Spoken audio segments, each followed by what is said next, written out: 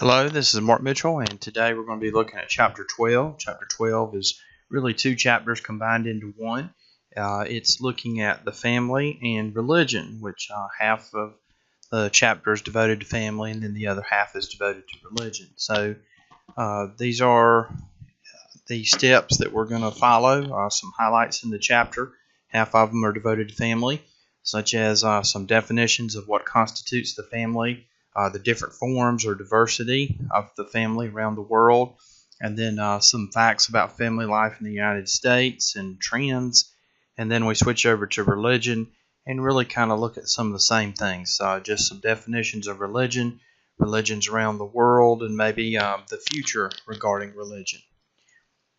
Our additional articles in the chapter, again, we usually have 3. I think there's been a few chapters with 4, but usually our author does a good job in picking out something that helps to further illustrate the concepts in the chapter. But as we get started now with family, what is a family? And so our book gives a definition there, and it really has some interesting qualifications of people who could be considered family members, but really by birth, and it's not in our definition, but sometimes marriage or blood are some of the criteria that are used. Our book kind of uses more broad, general terms than that. I think with the social commitment, that's really kind of hitting at the idea of marriage. And then it also mentions there near the end, maintain close emotional relationships. And so that kind of starts to remind me of the bottom term, in which we have kinship, which maybe you don't have birth, you don't have blood or marriage ties, but you still feel the close emotional relationship, and you feel that kinship or relatedness between people who maybe lack some of these often formal ways that we define family in the past. All right, so the family is, I think, the most important social institution that we have. Again, our book is filled with lots of these. If we just flip through the title pages of the book where we have the different chapters, we'll be able to see lots of different social institutions. But our book just mentions, what kind of goals or purposes does the family help to provide. And we see a good list here. It's not a comprehensive list, but for example, social stability. It helps to keep everything pretty much calm and even. A lot of this is because people's roles are defined.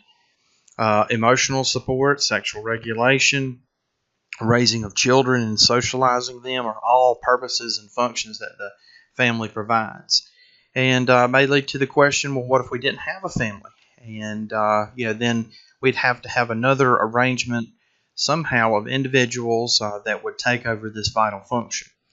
Our chapter really kind of addresses part of that from the standpoint that we do have diversity in the family. So it's not just one particular form, although maybe we could say when you think of a family, you think of parents and children. Well, that's not necessarily the case with some of the other diverse forms that our chapter is going to give us some information about. All right, so again, just some basic kind of definitions. I'm sure you're probably familiar with most of these, but the nuclear family is what I mentioned before. So parents and their children, their biological children there. And, we can think of, for example, TV in the United States. And TV's been around since the 40s and 50s. But a lot of those shows that went back and still today, you'll see examples of nuclear family. And then maybe not so much in the past, but now today you see examples of the extended family. So that is your nuclear family plus other relatives, so grandparents or things like that. But a whole lot of variety that could happen there. All right, when our book, for example, mentions next about marriage and cohabitation, we've already looked a little bit at marriage, but this is again just some of the different variations that we find. Cohabitations where people are not married, but they live together, and depending on the state one lives in, they can cohabitate for a certain length of time and then be considered married. But our book didn't waste any time kind of getting into the different types of family diversity. And so as we carry on. Still around page 300. Endogamy and exogamy means in forming these unions, do we pick somebody like ourselves and all kinds of social traits like our intelligence and somebody of the same social class or age or interest, or exogamy, do you marry somebody who's different from you? So maybe in terms of your race or ethnicity or social class or intelligence or these other variables that people look at when they're forming these unions. When it also comes to the marriage arrangements, you can typically find what most people are used to in the United States is whether they have free choice and they just kind of fall in love, so to speak, and compared to other cultures around the world where parents already pick out their children's marriage partners, well in advance, even, shortly after they are born, some of these arrangements are made. And of course, they happened in the ancient past as well, too. The forms of marriage include monogamy and polygamy. So the idea that you're married to one partner until you either divorce or your partner dies or something else like that until the marriage is ended. Polygamy is having multiple partners at one time, and usually it's the case where a man has multiple wives rather than a woman who has multiple husbands. There are societies of both, but really what you find is the economy is one determining factor. So where a woman would be most likely to have multiple husbands would be in a land where the economy is more agricultural and a lot of physical labor is needed. And so that would yield to that type of arrangement. All right, but history seems to favor a man who has multiple wives rather than a woman who has multiple husbands. All right, again, as we continue with the idea here of family diversity, we look at somewhat at the gender roles and some of the global trends in family life. Let's look at some of the trends that our book mentions. But families are getting smaller. At one point, our book mentions that women had anywhere from 4 to 5 children, but a lot of times not only women died, but children died earlier in life, and so they were needed to be replaced. We see also that the extended families are less common today than in the past. And again, the type of economy may have some impact and influence upon that. A couple things for women is they're waiting longer to get married, and usually that's because they further their education. They further their education because they're going to work outside the home and join the paid labor force, which again was quite a bit different phenomenon, say 50, 60, 70 years ago, where women really were more at home and didn't have to work outside the house. Today's society is such that household incomes need the extra income, and so it's really not an option so much more like it was in the past. And maybe some of these old TV shows would illustrate, like Leave It to Beaver, where the wife could stay home.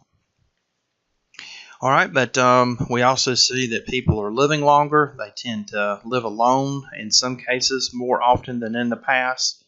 But people are living longer too. So those are all some trends that our book mentions that are quite interesting. All right, in terms of our next slide, we see the mythical traditional family, and been talking about that a little bit already. And our book makes out some other cases, although it was portrayed that way, and it did represent maybe close to 2/3 or a little over that. Families at that time that there probably was never really anything called or should be called the traditional family. And certainly today, we've got a lot of graphs in our book that simply show that form of the family is getting less common. It still, for example, kind of heads up most families, but there's certainly so many more diverse options today that I think that's why our author has included some information on, or put this traditional in quotes. All right, but our book goes on to mention there when it comes to marriage and cohabitation. We've already looked just a little bit at that. We've got a nice chart here that shows the living arrangements for people 18 and older, adults 18 and older.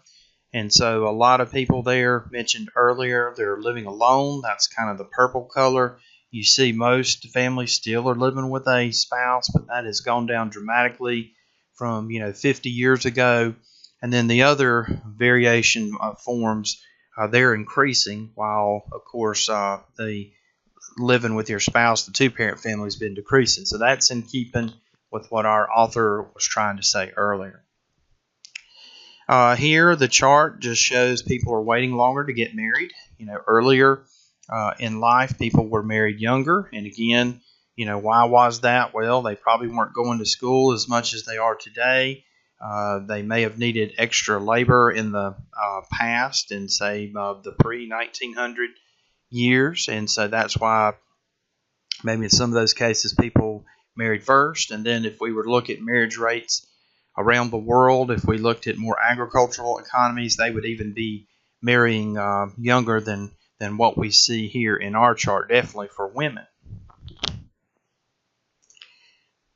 All right, so some other examples our book points out is what about divorce and blended families? So blended when families divorce and then they remarry. So think of the Brady Bunch or maybe other such shows. I know the Brady Bunch is kind of older.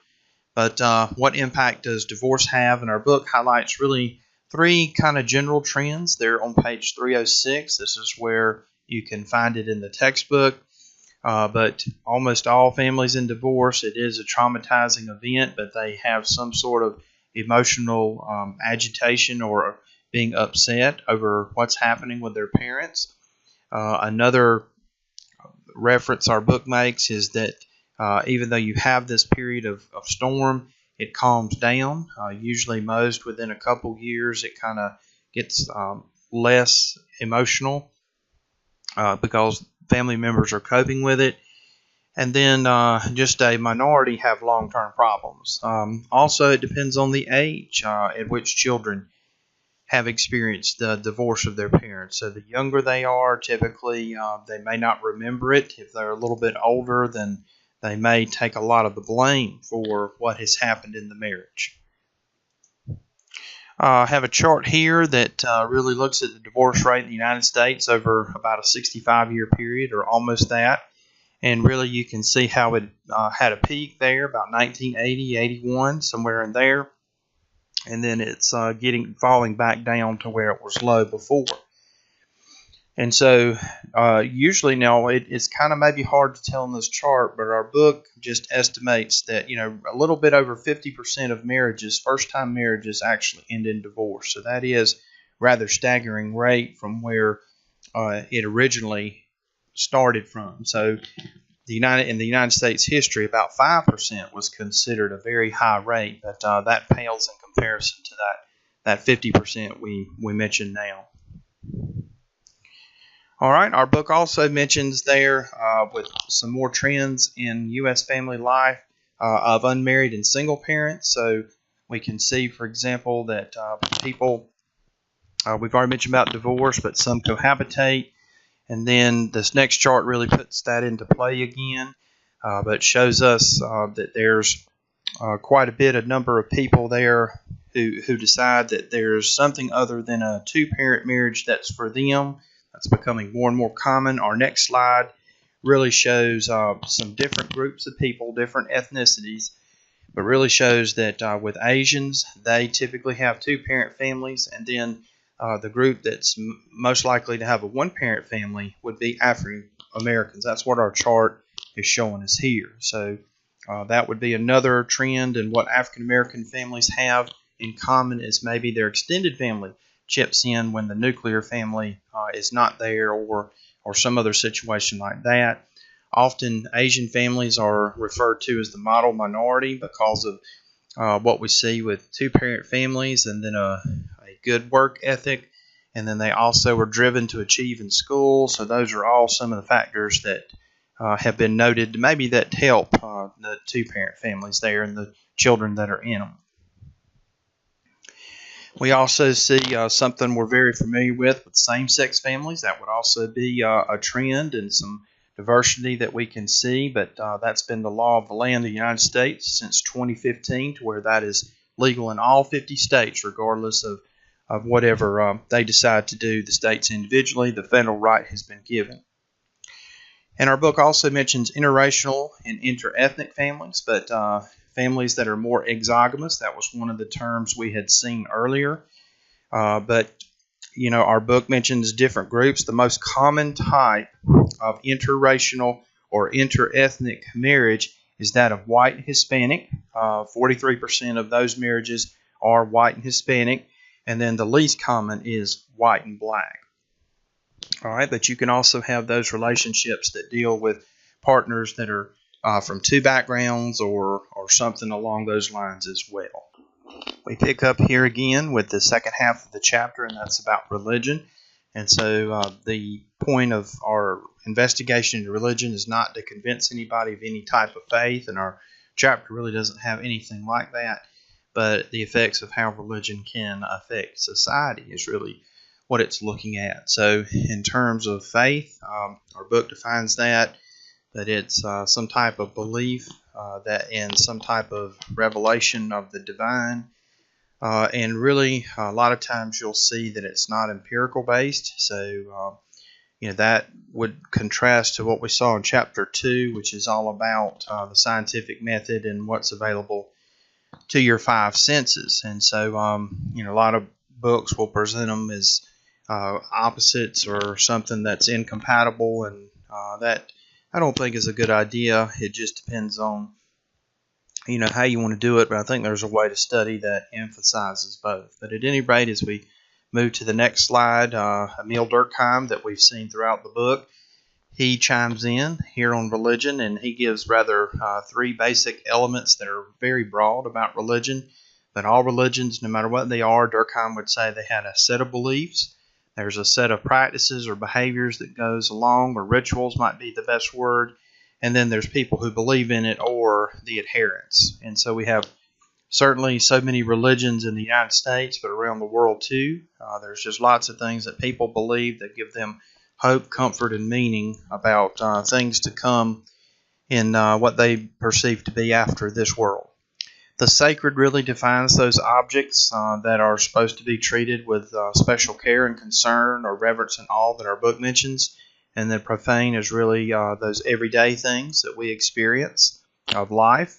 And then the rituals mentioned earlier there, but it could be some type of behavior that you engage in because of its meaning to your faith, your beliefs, or some sort of sacred institution. Just some general terms when it comes to religion.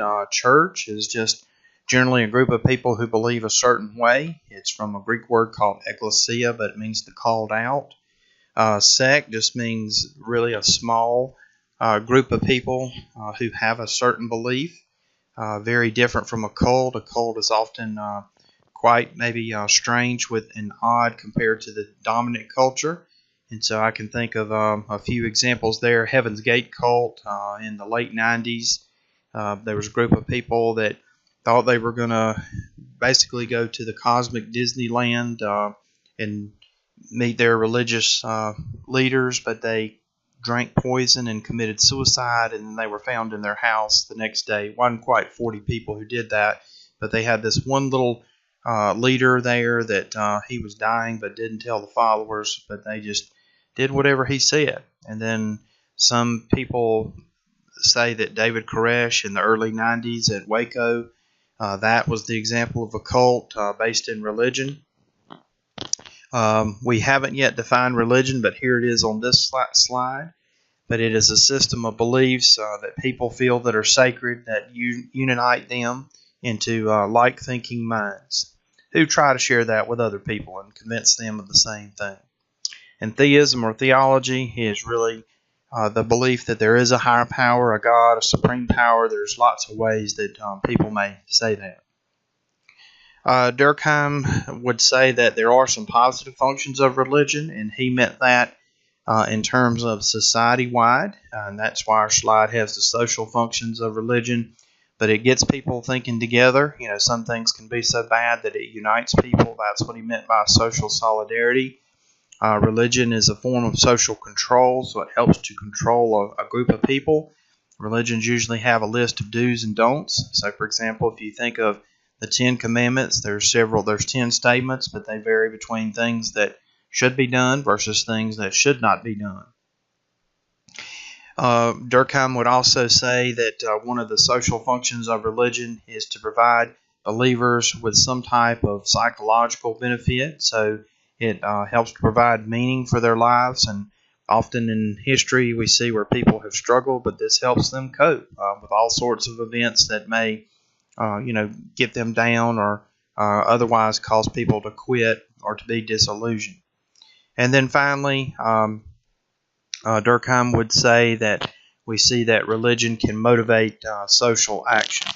So often I'm sure, have had other people try to convince you to join their faith, and maybe somebody's come to your school or your home or your job somewhere and also tried to talk to you about something. Now, Durkheim really meant these in a positive way, but there also can be dysfunctions of religion, so things that really happen that might be negative instead of positive, and maybe we'll get one in just a second here when it comes to Karl Marx. With Durkheim, he mentions here something called the ethic of reciprocity, but it's really in religion phrased as the golden rule, but you treat others like you would want to be treated. And what Durkheim would say here is that all religions seem to have something that's very similar to his ethic of reciprocity that he mentions here. And we see in society there often tends to be a lot of shared values, even though there's different ones, and religion kind of picks up on some of these. Our book does list quite a list of these that Durkheim would say that happens in society. And our book goes on to say that, even if you, instead of wanted to say God is more powerful than any individual, you could just as easily apply the word society in there for all these statements that you see on the slide.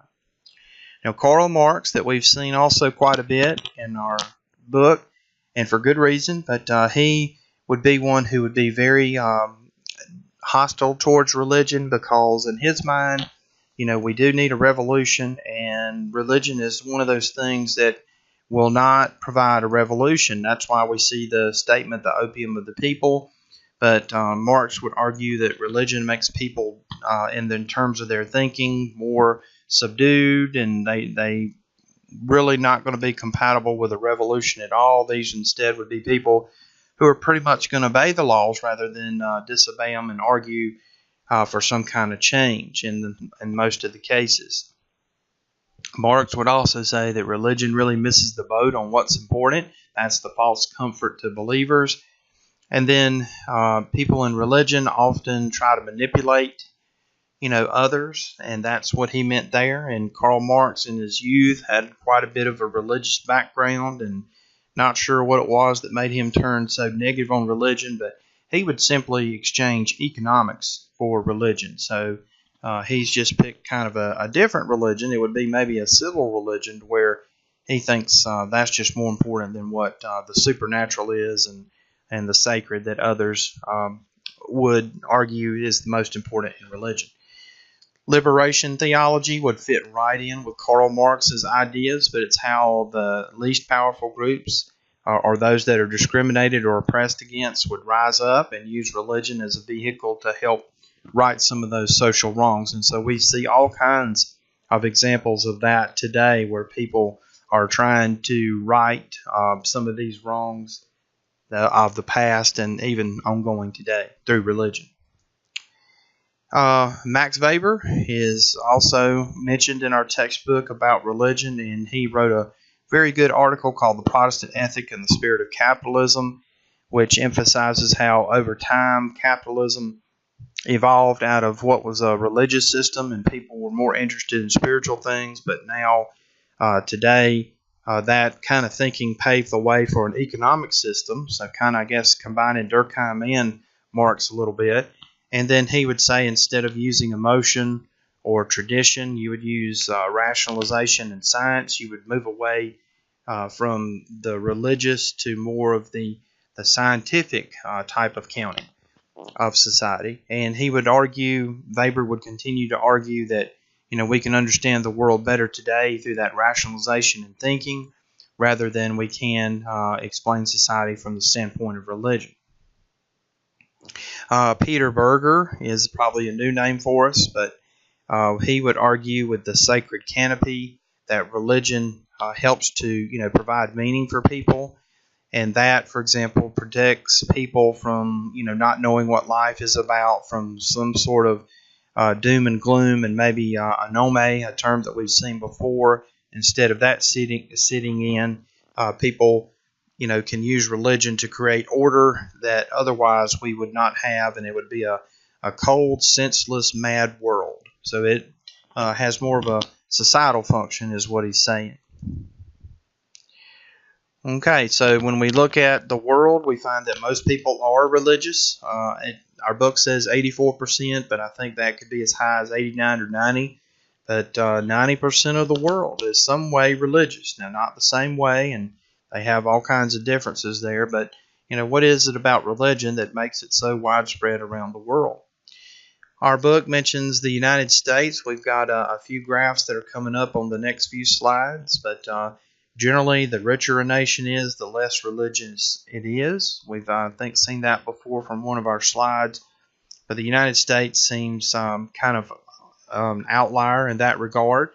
It certainly is a wealthy nation, but some of the other nations around the world that are close to the United States wealth are a whole lot less religious than the United States, or at least that's what we have data from. All right, and then of course maybe religion has come to be something that's really a commodity, something that can be bought and sold, and so some people would argue from that standpoint alone, maybe the power of religion is waning, that it's being replaced by something else. All right, but here's just an idea that shows us the world religions, and really our chart focuses on three because they contain a lot of the world's population. Those three would be Christianity, Islam, and Hinduism, and of course, again, this is looking worldwide. Our next chart really looks at the United States, or data from the United States, but around the world, and just shows how many people go to a weekly religious service. So, it looks like the low, according to the nations we have in our chart, is Japan, where not even 3% on a weekly basis go to a religious service.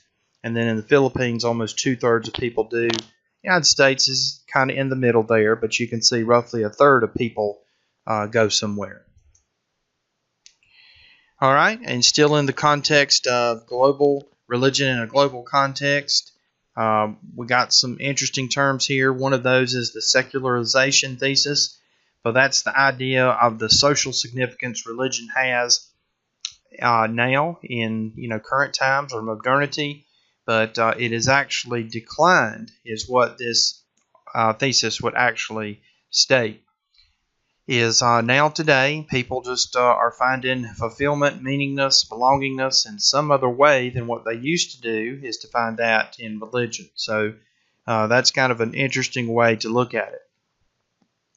The idea of civil religion is the idea that people, for example, maybe have you ever thought of using the Pledge of Allegiance as a test of your civil religion, but it's the common beliefs and practices that Americans have that are symbolized by the flag and the pledge that should bring people together. So it really doesn't talk about religion in terms of worship other than being the member of a community. Secular humanism is something we haven't seen, but it's a belief that says your decision making and reasoning that you use and your belief of right and wrong that emphasizes morality looks at social justice rather than really obeying the commands of any religion that you could think of that around the world or here in the United States. All right, so as we getting close to the end of the chapter once again, Our book just mentions fundamentalism. And when you talk about fundamentalism, you just mean the basic teachings of a religion. So you basically believe whatever is printed there. It really doesn't take into account the effect of language or anything of that nature. It just says, for example, if the world was created in 6 days, then that's 6 literal days. Or if there was a flood that covered the world, then that means there's water that covered the entire planet. So it's a literal interpretation of whatever religion's sacred text happens to say. So that's what is meant by that term. All right, and we do have an interesting history in the United States of religious fundamentalism, and perhaps reached a climax in 1925 with the Scopes monkey trial. Our book on page 318 mentions a little bit about that and how you had a teacher there, a Tennessee high school teacher, who was prosecuted for teaching human evolution instead on biblical teaching of how the world came about, of how mankind came about and developed. Our book has an interesting section in how you can look at fundamentalism and democracy. So are some of the values that you would want to see in society, are they really taught in these religions, or are these religions in some cases maybe teaching something opposite some of the fundamentals of democracy? Are they compatible is what the question really is. So our book kind of looks at two faiths that it's already mentioned, Christianity and Islam, and mentions some things there on page 320 that you may find interesting as you're reading the chapter. That really does it for the chapter, but we do have some remaining slides that look at a few things to consider in terms of reviewing the chapter, and some critical thinking questions. And so you can see them listed here. Some of these might be of more interest to you than others. They refer back to some of the articles that we've had, but I hope this has been helpful. Of course, if there's anything that I can do to help, please contact me, and I hope you have a good day. Thank you.